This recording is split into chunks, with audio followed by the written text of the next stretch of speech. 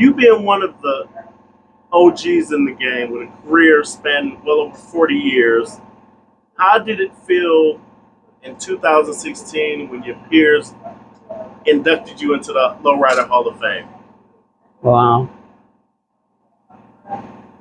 That was great, especially for my kids. Right. And I got 3 or 4 other boys, Uh-huh. plus my daughter. I really have one kid, but I have 4 stepkids. Okay. They were young, they were kids. So to them, I'm their dad. Right. You know what I mean? So yeah, it was because I never expected that. I never expected to even anything like that.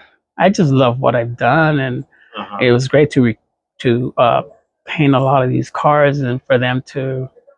I do remember though that I would go to car shows like in LA and sometimes in San Francisco because I won a couple of times. I think Arizona, and people remember my cars.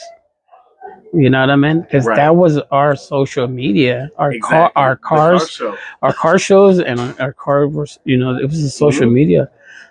People would know, like, oh, that guy was from that guy was from Fresno. Right. They remembered that. Right. So as far as the Hall of Fame, I guess a lot of people remembered that. Yes. That's why they said well deserved when they told me that I was wanted to be, and I say a lot of them said overdue, but I didn't see it like that. I just say, man, I just like what I do, man. It's just such a good thing where everyone in the lowrider community that has something to do with that brought your name up as a mention, and you were picked. That just shows that the guys who are really into this knows your talent and knows your worth and your contribution in the lowrider game. That's something special, man. Yeah, thank you. Something special. Yeah, I didn't go. It's just like I was busy then somewhere. I told them I think it was Wild Cherry or Wild Child. I think that's the guy that does Hall of Fame. Okay. Yeah, he sent it again. Oh, really? Yeah, before COVID.